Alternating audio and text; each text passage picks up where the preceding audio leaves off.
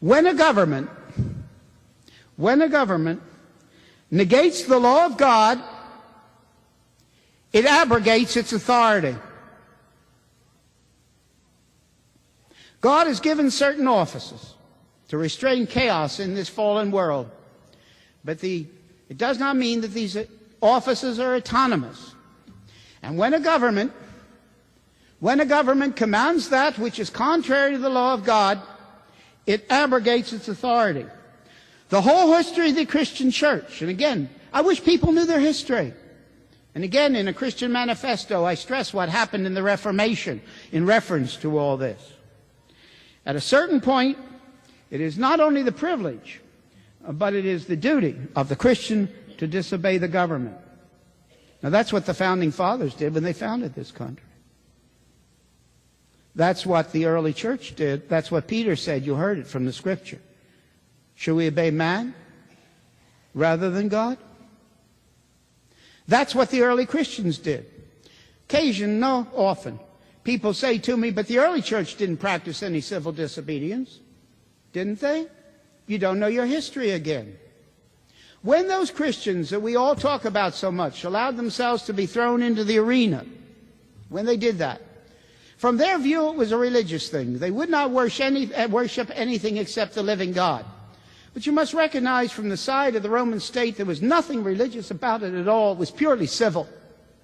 The Roman Empire had disintegrated to the only unity it had was this worship of Caesar. You could be an atheist. You could worship the Zoroastrian religion. You could do anything. They didn't care. It was a civil matter. And when those Christians stood up there and refused to worship Caesar from the side of the state, they were rebels, they were in civil disobedience, and they were thrown to the beast. They were involved in civil disobedience. As much as your brothers and sisters in the Soviet Union are tonight, when the Soviet Union says by law they cannot tell their children, even in their home, about Jesus Christ, and they must disobey, and they get sent off to the mental ward or to Siberia. It's exactly the same kind of civil disobedience that's represented in a very real way by the thing I'm wearing on my lapel tonight. Every appropriate legal and political governmental means must be used. But the final bottom line, I've invented this term in a Christian manifesto, and I hope that Christians across this country and across the world will really understand what the Bible truly teaches.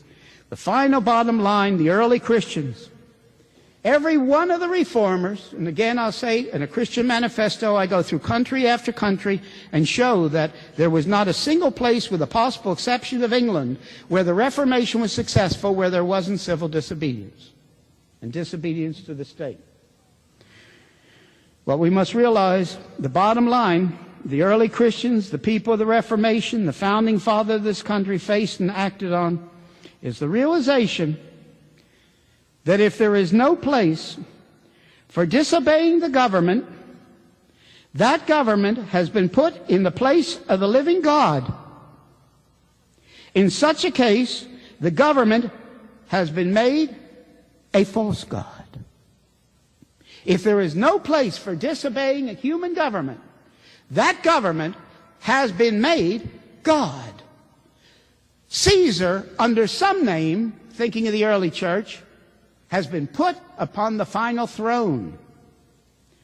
The Bible's answer is no. Caesar is not to be put in the place of God.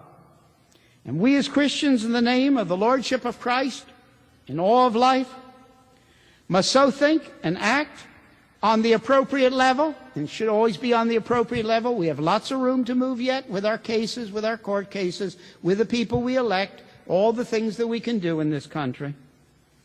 In the name of the Lordship of Christ in all of life, we must so think and act on the appropriate level.